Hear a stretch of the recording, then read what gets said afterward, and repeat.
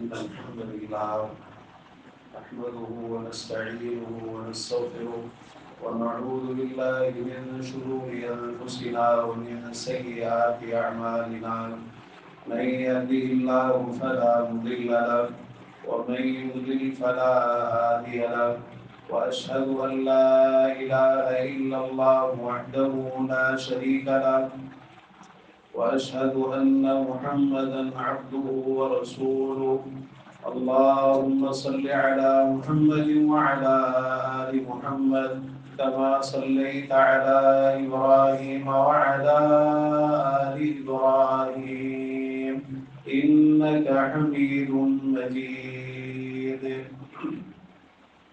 اللهم بارك على محمد وعلى آل محمد كما باركت على إبراهيم وعلى آل إبراهيم إنك حميد مجيد يا أيها الذين آمنوا اتقوا الله حق تقاته ولا تموتن إلا وأنتم مسلمون يا أيها الناس اتقوا ربكم الذي خلقكم من نفس واحدة وخلق منها زوجها وبث منهما رجالا كثيرا ونساء واتقوا الله الذي تساءلون به والأرحام إن الله كان عليكم رقيبا يا أيها الذين آمنوا اتقوا الله وقولوا قولا سديدا يصلح لكم أعمالكم ويغفر لكم ذنوبكم ومن يطع الله ورسوله فقد فاز فوزا عظيما أما بعد فإن أصدق الحديث كتاب الله وأحسن الهدي هدي محمد صلى الله تعالى عليه وآله وسلم وشر الأمور محدثاتها وكل محدثة بدعة وكل بدعة ضلالة وكل ضلالة في النار ألا لا إيمان لمن لا أمانة له ولا دين لمن لا عهد له سبحانك لا علم لنا إلا ما علمتنا إنك أنت العليم الحكيم رب اشرح لي صدري ويسر لي أمري واحلل عقدة من لساني يفقهوا قولي رب زدني علما أعوذ بالله السميع العليم من الشيطان الرجيم من همزه ونفخه ونفثه إنما يريد الشيطان أن يوقع بينكم العداوة والبغضاء في الخمر والميسر ويصدكم عن ذكر الله وعن الصلاة فهل أنتم منتهون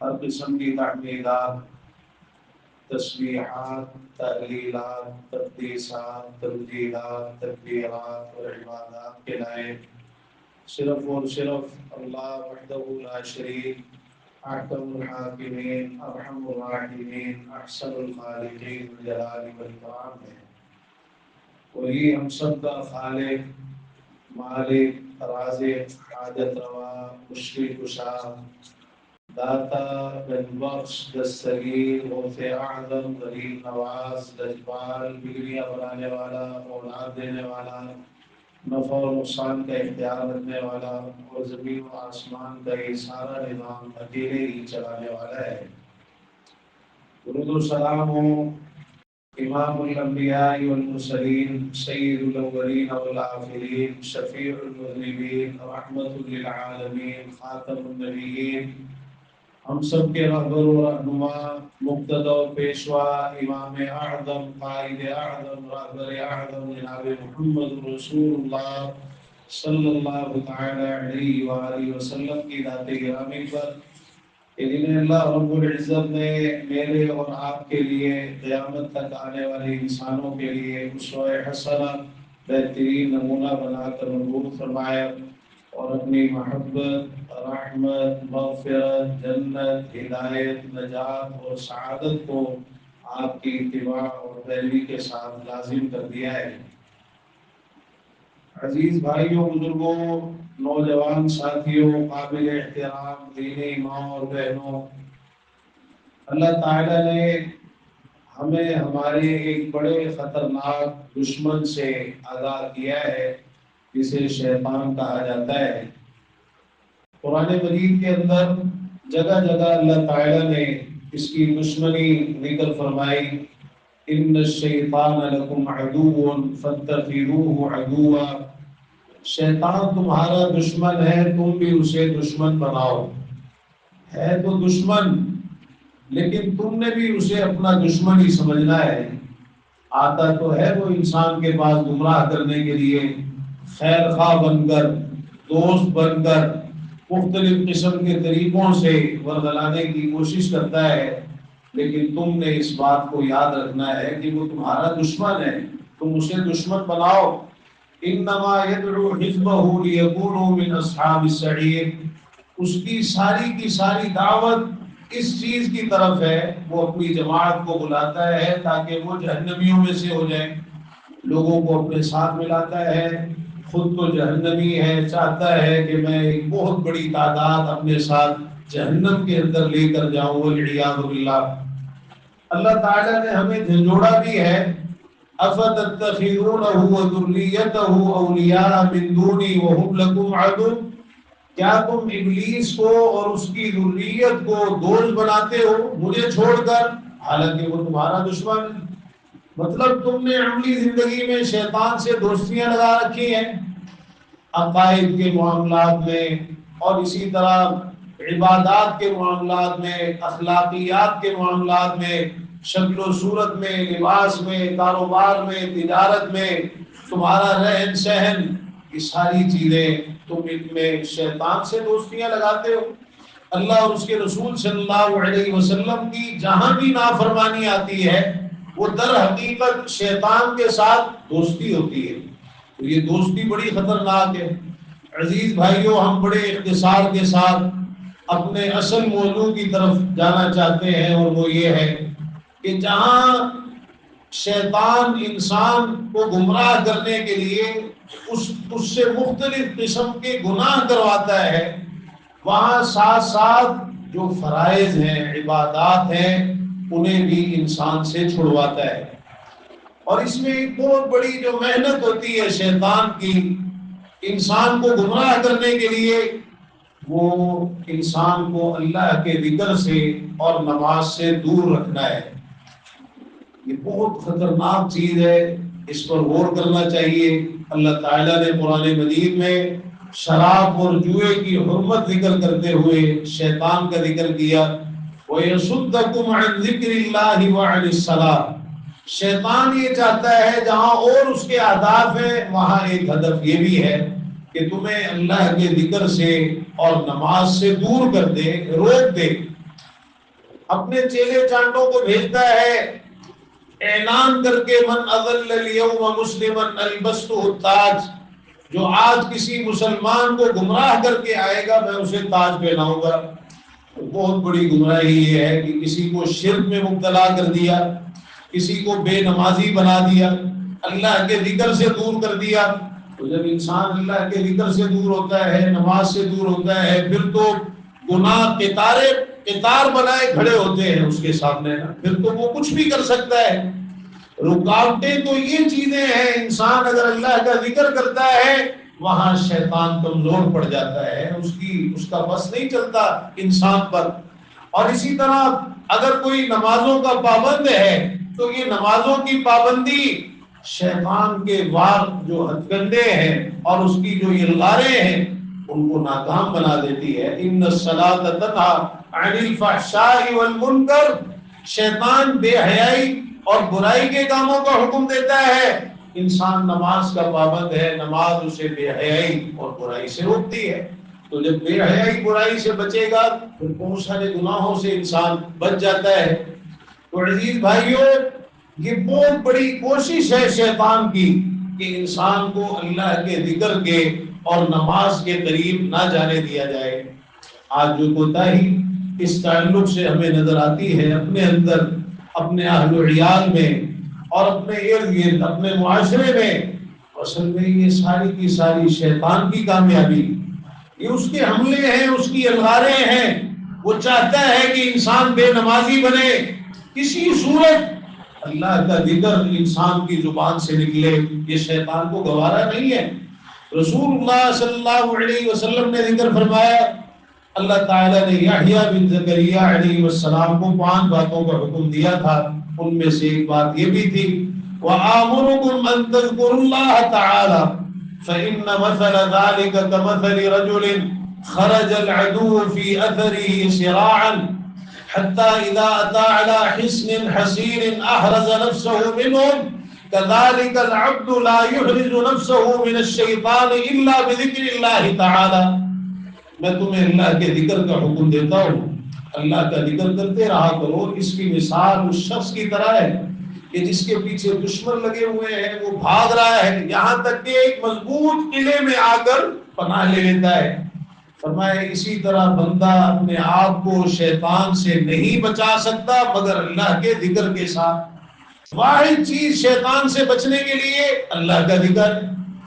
آپ نے دیکھا نہیں مختلف اوقات میں جو ہمیں اذکار کی تعلیم دی گئی، مختلف قسم کی دعائیں سکھائی گئی اور ویسے بھی اللہ کے ذکر کی تلقین کی گئی، تو اس کا ایک بہت بڑا جو مقصد ہے اور فائدہ ہے وہ شیطان سے بچاؤ۔ اللہ کے ذکر کی برکت سے انسان شیطان سے بچ جاتا ہے، اس کے حملوں سے، اس کے ہتھ کنڈوں سے، اس کے وسوسوں سے، اور جو وہ انسان کو گمراہ کرنے کی کوششیں کرتا ہے انسان بچ جاتا ہے اللہ کے ذکر کی برکت کے ساتھ۔ نماز بڑی تکلیف دیتی ہے شیطان، کسی صورت اسے گوارا نہیں ہے کہ ابن آدم اللہ کے حضور سجدے کرے۔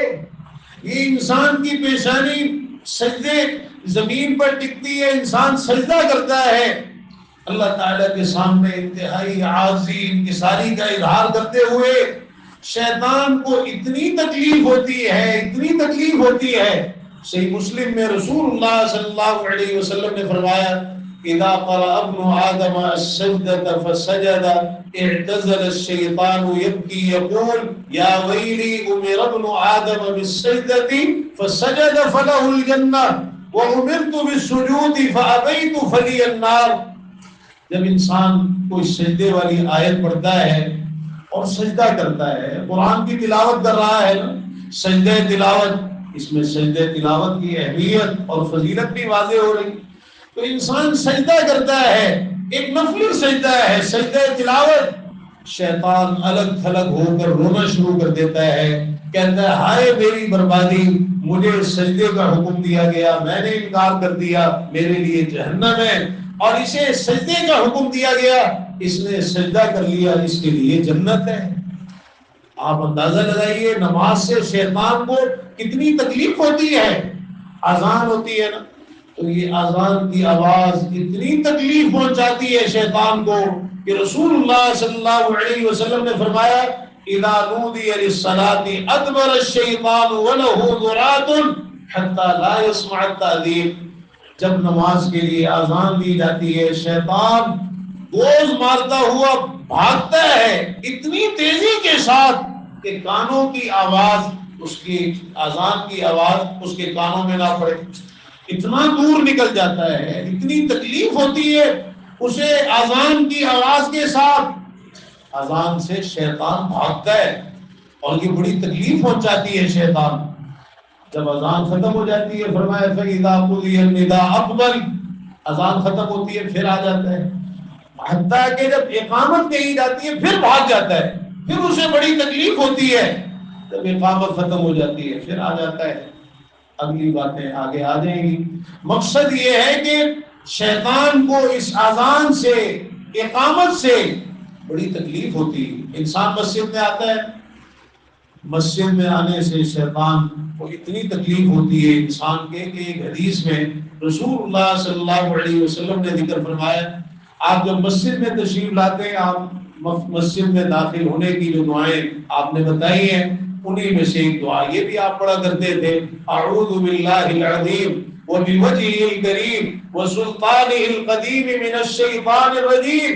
اور پھر آگے آپ فرماتے کہ جب انسان مسجد میں آنے کے بعد یہ کلمات پڑھتا ہے، قال الشیطان حفظ منی سائر اليوم، شیطان کہتا ہے یہ تو آج سارے دن کے لیے مجھ سے محفوظ کر دیا گیا، بچ گیا مجھ سے آج سارا دن، آج میں میرا کوئی وار اس پر کامیاب نہیں جائے گا. یہ اللہ کے گھر میں آ گیا، یہ مسجد میں آ گیا، مسجد میں آ کر اس نے یہ کلمات پڑھ لیے، یہ دعا پڑھ لی. رسول اللہ صلی اللہ علیہ وسلم نے الگ الگ چیزیں آپ نے ذکر فرمائی. انسان تشہد میں بیٹھتا ہے نا، اور شہادت کی انگلی اٹھا کر رکھنا اور اس سے اشارہ کرنا، ہلکی ہلکی حرکت دینا پہلے تشہد اور آخری تشہد میں. دوسرے تشہد میں سنت ہے نا، پیارے پیغمبر جناب محمد رسول اللہ صلی اللہ علیہ وسلم کا یہ طریقہ ہے، آپ نے اس کی تعلیم دی ہے.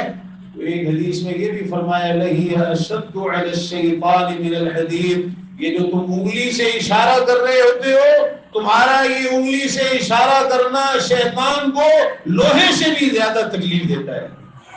بلکہ بعض سلف کا قول ہے کہ آدمی کا تشہد میں اپنی انگلی کو حرکت دینا مقمعۃ للشیطان، یہ شیطان کے لیے گرز ہے، ہتھوڑا ہے، گویا ہتھوڑے پڑ رہے ہیں شیطان کے اوپر.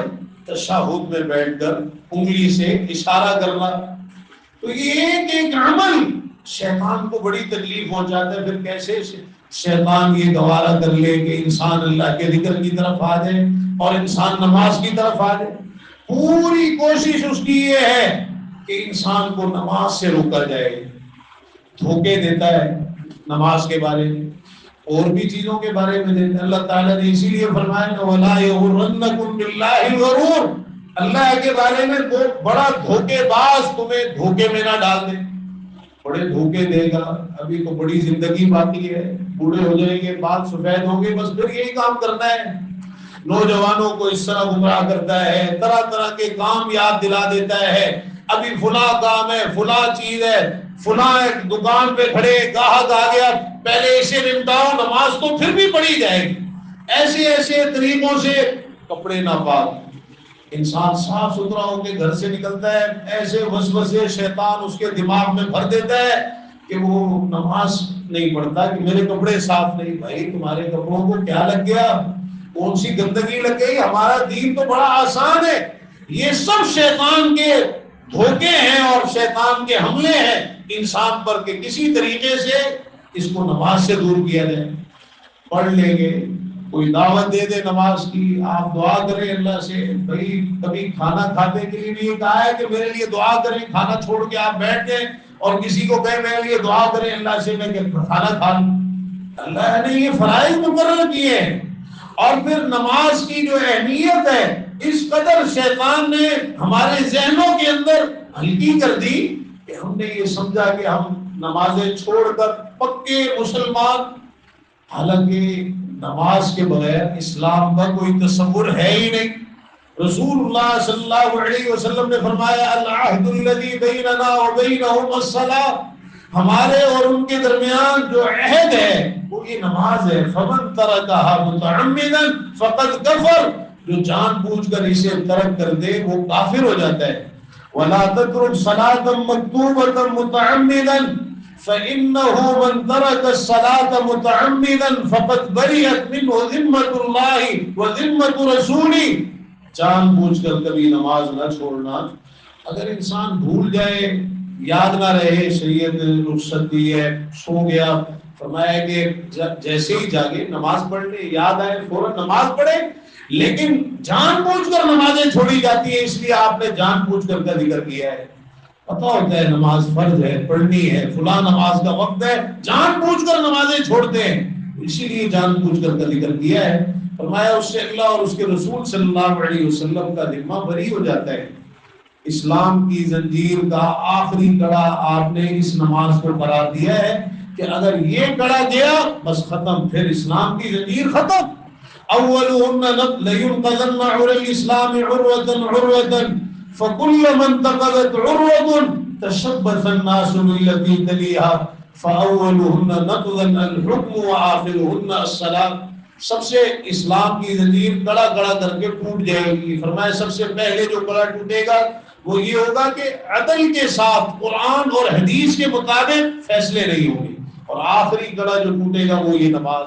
جب نماز گئی دین گیا، اسلام گیا، ایمان گیا، ہدایت گئی، کامیابی گئی، سعادت گئی، نجات گئی. تصور ہی نہیں ہے کامیابی کا، نجات کا، سعادت کا، ہدایت کا، ایمان کا اس نماز کے بغیر. منافقین بھی اسی لیے آیا کرتے تھے اس وقت نماز ادا کرنے کے لیے، حالانکہ منافق تھے، دلوں میں کفر چھپا ہوا تھا، اوپر سے اسلام کا لبادہ اوڑا تھا، لیکن پھر بھی نمازیں پڑھنے آتے تھے، کیونکہ نماز پڑھنا ان کی مجبوری تھی. محجن ثقفی رضی اللہ عنہ موجود ہیں، نماز پڑھ کے آئے ہیں، آپ چلے گئے نماز ادا کرنے کے لیے، نماز کا وقت ہوا تھا، صحابی پڑھ کر آئے تھے نماز، بس یہ خیال کیا کہ میں نے تو پڑھ لی ہے، اسی لیے اپنی جگہ بیٹھے رہے. رسول اللہ صلی اللہ علیہ وسلم نماز ادا کر کے واپس آئے، فرمایا ما منعک ان تصلی معنا الست برجل مسلم، تمہیں ہمارے ساتھ نماز پڑھنے سے کس چیز میں روکا؟ مسلمان نہیں ہو؟ مسلمان نہیں ہو؟ مسلمان کی تو پہچان ہی نماز ہے. صحابہ کسی چیز سے پہچانتے تھے نا، مسجدوں کی طرف آنا جانا، نماز کی پابندی، یہ انسان کے اسلام کی دلیل ہے، یہ پہچان ہے اسلام کی. تو جو مسجدوں کی طرف ہی نہ آئے، اذان ہو جائے، نماز کا وقت ہو جائے، وہ نماز ادا. اب تو ہمارے معاشرے میں، ہمارے گھروں میں پکے بے نمازی نماز سرے سے ادا ہی نہیں کرتے. سب چیزوں کی فکر ہے، ایک اگر کسی چیز کی فکر نہیں ہے یا کسی چیز کو معمولی سمجھتے ہیں تو وہ نماز. گھروں میں عورتوں کا بھی حال، مردوں کا بھی حال، الا ماشاء اللہ القلیل کالمعدوم، تھوڑے لوگ تو نہ ہونے کے برابر ہوتے ہیں. اکثریت کا تو یہی حال ہے نا، پورا معاشرہ ہمارا بے نمازیوں کا معاشرہ بنا ہوا ہے، اور بہت تھوڑے سے لوگ ہیں نماز کے معاملے میں پابندی کرنے، ورنہ اکثریت کا ہمارا نماز کے معاملے میں بڑا برا حال. تو عزیز بھائیو، یہ شیطان کی کامیابی. رسول اللہ صلی اللہ علیہ وسلم نے ذکر فرمایا ما من ثلاثة في قرية ولا بدو لا تقام فيهم الصلاة إلا قد استحوذ عليهم الشيطان. 3 آدمی کسی بستی میں ہو، کسی صحرا میں ہو، اور نماز با جماعت کا اہتمام نہ کریں، شیطان ان پر غالب آ جاتا ہے، شیطان کا غلبہ ہو جاتا ہے، شیطان کا تسلط ہوتا ہے. فَعَلَيْكَ بِالْجَمَاعَةِ فَإِنَّمَا يَأْكُلُ الذِّئْبُ الْقَاسِيَةَ، فرمایا جماعت کو لازم پکڑو، بھیڑیا اس بکری کو کھاتا ہے جو ریوڑ سے الگ ہوتی ہے. یہاں راوی وضاحت کرتے ہیں صاحب رحمہ اللہ کہ جماعت سے مراد نماز با جماعت، نماز با جماعت کو لازم پکڑو. آپ نے لازم کیا ہے نا مردوں کے لیے، نبی نے صحابی کو بھی اجازت نہیں دی، اذان کی آواز سنتے ہو فرمانے لگے ہاں، فرمایا فاجب پھر آؤ. صحابی کہتے ہیں وَلَقَدْ كَانَ الرَّجُلُ يُؤْتَى بِهِ يُحَاذَى بَيْنَ الرَّجُلَيْنِ حَتَّى يُقَامَ فِي الصَّفِّ، ایک شخص کو لایا جاتا، 2 آدمی سہارا دے کے لاتے، صف میں لا کے کھڑا کرتے، چل کر نہیں آ سکتا، معذور ہے، لیکن اس کو سہارا دے کے لے کے آتے مسجد کے اندر. تو عزیز بھائیوں، یہ بہت بڑی کوشش ہے شیطان کی نماز کے معاملے میں انسان کو غافل کرنا اور نماز سے پیچھے کرنا. اللہ تعالیٰ ہمیں شیطان کے ہر قسم کے حملوں سے، ہتھ کنڈوں سے بچنے کی اور آگاہ رہنے کی توفیق نصیب فرمائے. وآخر دعوانا الحمدللہ رب العالمین.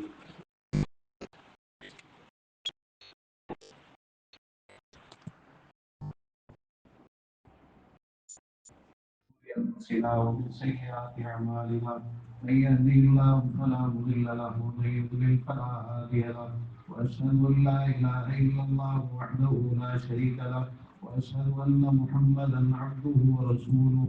اللهم صل على محمد وعلى آل محمد كما صليت على إبراهيم وعلى آل إبراهيم إنك حميد مجيد. اللهم بارك على محمد وعلى آل محمد كما باركت على إبراهيم وعلى آل إبراهيم إنك حميد مجيد.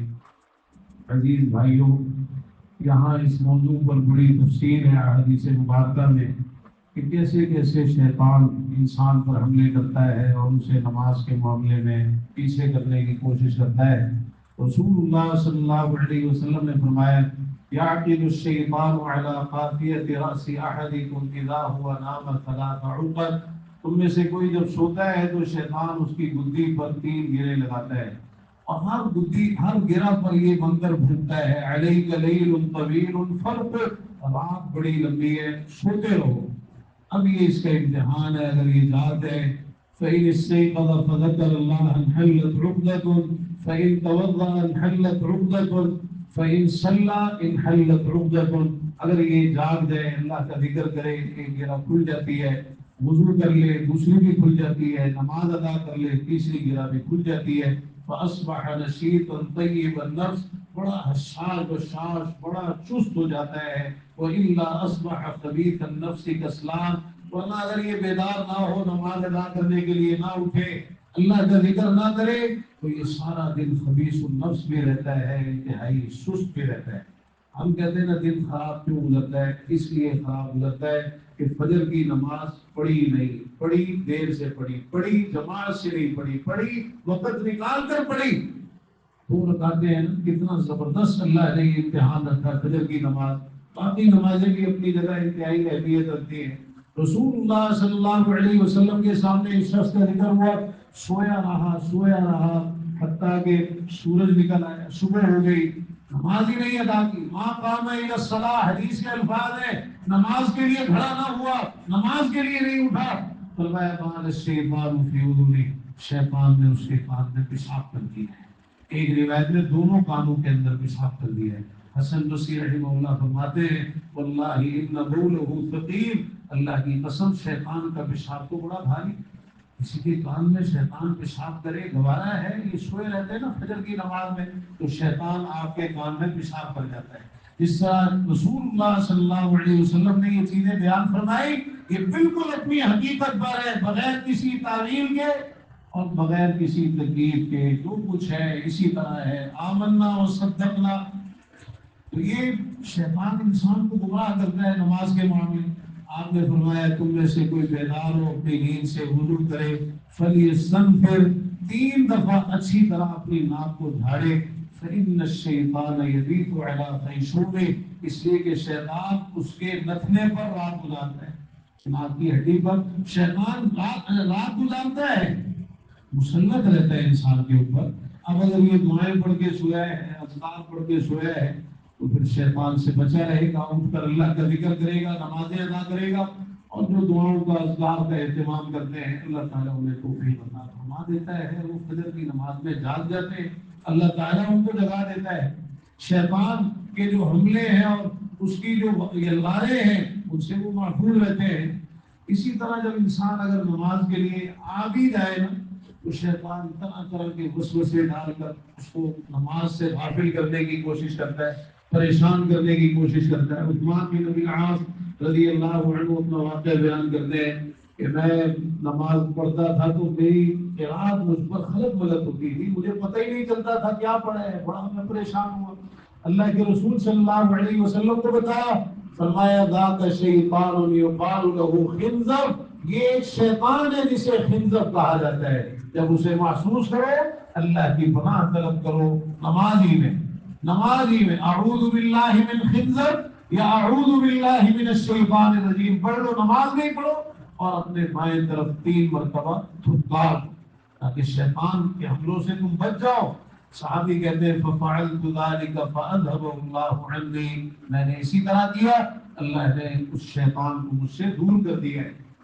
انسان کو طہارت کے معاملے میں وسوسے ڈالتا ہے، یہاں کئی احادیث میں آپ نے ذکر فرمایا، اسی لیے فرمایا کہ جب تک آواز محسوس نہ کرو یا ہوا خارج نہ ہو یا بو، یعنی آواز یا بو محسوس نہ کرو، اس وقت تک نماز سے نہ پھرو۔ یہ شیطان آتا ہے تمہارے پاس اور آ کر انسان کو وسوسے ڈالتا ہے مختلف انداز میں۔ بعض روایتوں میں یہ بھی ہے فَيَذْكُرُ عِنْدَ عِجَانِ، ٹانگوں کے درمیان کچوٹے لگاتا ہے، انسان کو وسوسے ڈالتا ہے کہ اس کا وضو ٹوٹ گیا ہے تاکہ اس کی نماز خراب کرے۔ فرمایا تم نے اس طرح نہیں جانا، جب تک آواز نہ آئے یا بو محسوس نہ کرو اپنی نماز نہیں چھوڑنی۔ انسان نماز کے لیے کھڑا ہوتا ہے، انسان کی اتنی نماز خراب کرنے کی کوشش کرتا ہے، آگے اسے یاد دلائے گا فلاں کام فلاں کام فلاں کام، ان